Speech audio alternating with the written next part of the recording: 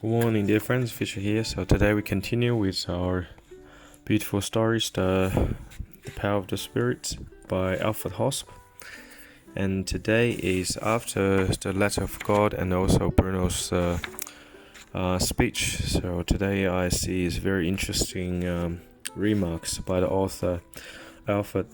So today I'll show you the remarks, and I probably will talk about a little bit my personal opinions on it.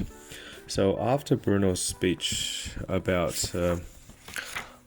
humans' free will to choose good and bad, and then the more human beings serve the good, the more human beings want the good, the quicker the God will bring the good about. But at the same time, and then God will not allow his creation to be destroyed by evil. How the way, when and how and God will intervene is entirely up to God, and then nobody knows how God will intervene. And of course, the better we do, the less likelihood God has to intervene. Okay, so let's begin with Alfred remarks. Whoever goes deeply and seriously into this urgent message from God is struck and shaken by the unimaginable goodness and care that the Almighty Creator sent out to His children. In addition, the absolute priority of life lived in a conscious faith and in the will of God should not be forgotten.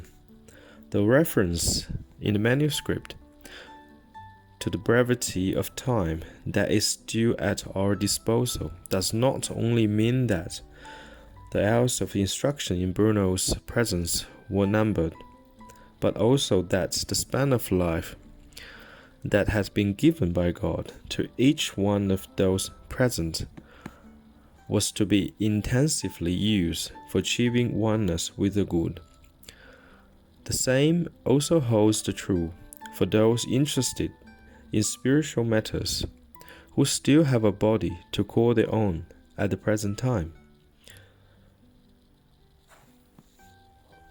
For not one knows how long they will continue to possess this grace.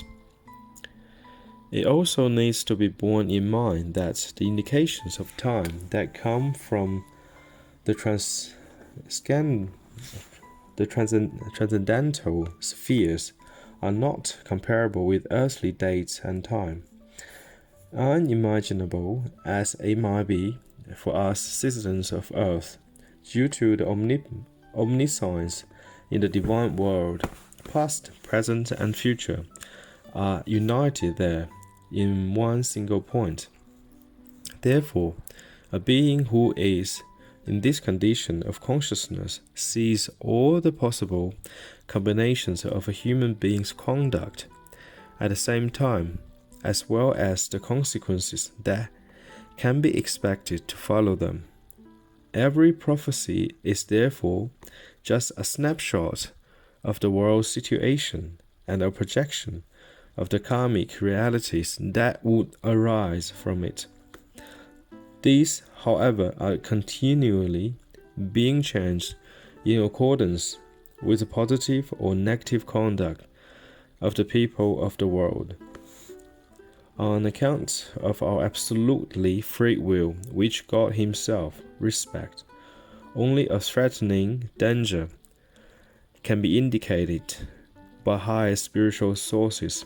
Nevertheless, whether or when either a gradual or a sudden overriding correction becomes unavoidable depends on the future conduct of mankind and on its inner conversion. I haven't basically make videos for the remarks of the author Alfred, but these two paragraphs are very powerful, very strong, and basically he just did a reflection on what Bruno's talking.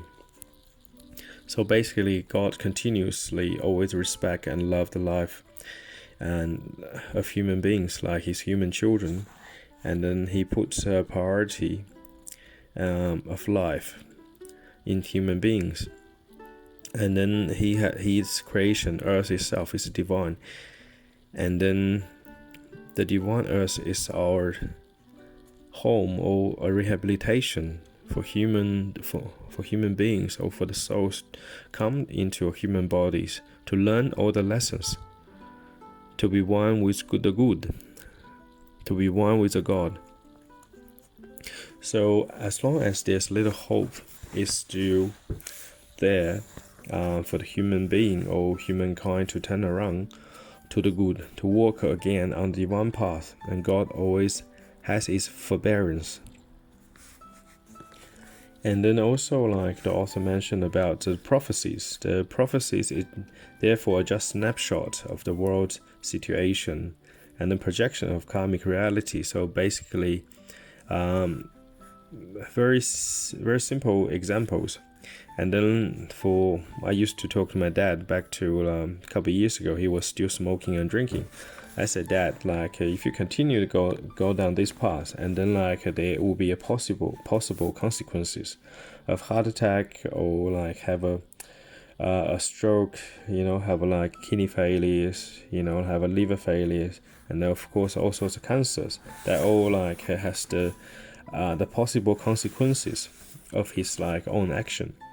Of course, like about a year and a half ago, and he quit smoking and drinking, and then his like face looks a lot better, and he looks like his face looks red, like bright, has the circulation, you could tell, and then compared to his face always was yellowish, like jaundice.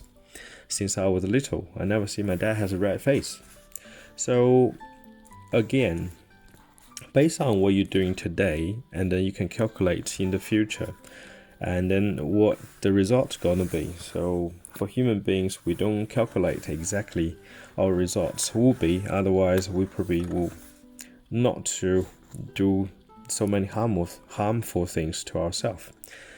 And then based on every single actions and every thoughts and words we do collectively as one, and then there will be a projections or so-called prophecy for the future. And then but if our actions or thoughts or words and actions change, of course the projection of the future changes too. So basically, very simple. If somebody is running very fast into a wall, and then he's going to hit a wall, and then he probably will hurt himself very badly. But if he just suddenly stop his mad actions, instead of charging to the wall, he stopped. He said, look, I walk away. So, and the future projection, the consequences will not be he'll hit the wall and then be very much hurtful. So basically, like every single actions will have the consequences, and then whatever the futures is, or whatever the future will be, is heavily rely on what you're doing today. And same thing, you can always reflect your life, whatever the situation you're in now, it's just merely a reflection of what have you done in the past. So dear friends, so stop complaining. Do not complain, oh okay, I don't have money, so I don't have a house, I'm always unlucky, I'm always like always have misfortune. You're gonna think, what have you done to lead you to these consequences or the effect of your past karma? So if you understand whatever happening today is just a mere reflection of the past, and then you start to change your actions, wouldn't you? If you know this, like everything, whatever you've done, and it comes back to you. Whatever you bring forth to others, whatever you have done to others comes to you. And then the future, the most important thing is, once you take responsibility for your own actions, the future is in your hand. And you realize the future is in your hand completely. Whether you want to be wealthy, you want to be healthy, you want to be rich in some ways, is entirely in your hand. It's in your hand of today, your action today, your thoughts today, your words today. So be one with the good, so your future will be good. Focus on the good, and the good will come to you. Dear friend, I know lots of you like in lots of emotional turmoils. Lots of you, of course, whatever going on in this world. So I have a patient. I saw her, and then the daughter got. I just feel like so depressed, this and that, and then I said to her like, can you go out? And now I can't go out because I have this and that issues. And then as long as you still focus on your depression or focus on whatever the negative emotion, and then you dwell on it, you will never get better. So how will you get better?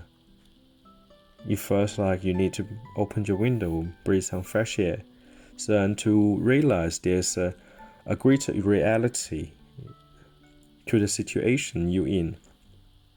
So whatever the present pain, sufferings you're in is not your own. It doesn't belong to you to begin with. So let them go and then receive the good.